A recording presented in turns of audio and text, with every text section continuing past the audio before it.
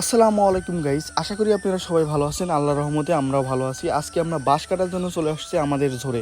এই ঝোর আমার বাবা আরও 5 বছর আগে লাগিয়ে রাখছিল, এখানে আসা হয় না এবং আমাদের কোনো বাঁশের প্রয়োজন হয় না বলে এই ঝোরটা এত আবর্জনা এবং ময়লা দিয়ে ভরে থাকে।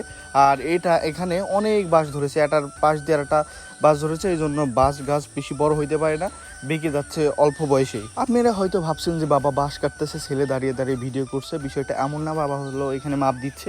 বাবা বললো তুমি কখনো বাঁশ কাটো নাই, বের করতে পারবে না, বাস ছুটে এসে তোমার গায়ে লাগবে। এই জন্য বাবাকে বললাম আপনি উপর থেকে কেটে দেন, আর বাঁশের গুঁড়া আমি কাটতেছি। আপনারা জানেন যে বাঁশের গুঁড়া কাটতে কতটা পরিশ্রম হয় এবং কত জোর দিয়ে এই বাঁশের গুঁড়া ধরে টেনে টেনে ঝোর থেকে বের করতে হয়। এখানে অতিরিক্ত বাঁশ থাকার কারণে বাঁশগুলা বড় হওয়ার আগেই মারা যাচ্ছে। এখানে তারা গরু বাঁধে, গরুর প্রস্রাবে গাছ আরও বেশি তাড়াতাড়ি মারা যাচ্ছে, কারণ তাদের প্রস্রাবে লবণ থাকে। এক হাত দিয়ে কুড়াল দিয়ে কুবায়া কুবায়া অন্য হাত দিয়ে ভিডিও করা সম্ভব না, এই জন্য আমি আমার কাজটুকু করি, তখন ভিডিও করি না।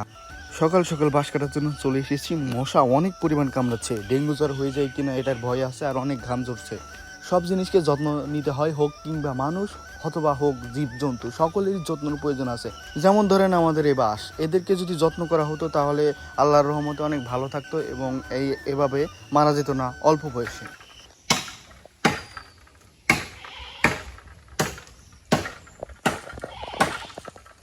তো গাইস এটা দেখো না আইফোন।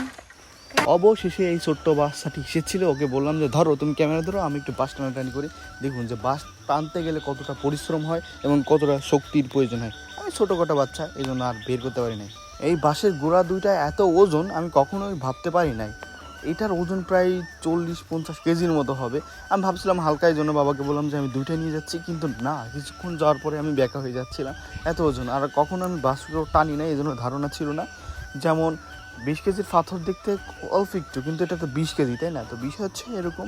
আর আমাদের লেবুর বাগান দিয়ে যাচ্ছিলাম, এত পরিমাণ কাটা, তার সময় আমার পিঠ মিট সব চুলে গিয়েছিল। বাঁশের যে ওজন, এই দুইটা বাঁশের ওজন মনে হয় 1 মণ হবে, এত ওজন।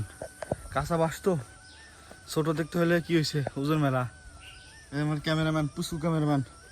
হ্যাঁ তো গাইস আশা করি আপনারা ভালো থাকবেন, আমি তো এটাই কই। হ্যাঁ, ওইটাই বলে ভালো থাকবেন, আর অবশ্যই সাবস্ক্রাইব করবেন। সাবস্ক্রাইব করেন না, ধোকা। ধোকা মানে সাবস্ক্রাইব করেন না বলতেছে, সাবস্ক্রাইব করেন না, আপনারা ধোকা দিচ্ছেন, এটাই বলতে চাচ্ছিল। ছোট মানুষ বুঝাইতে পারে নাই।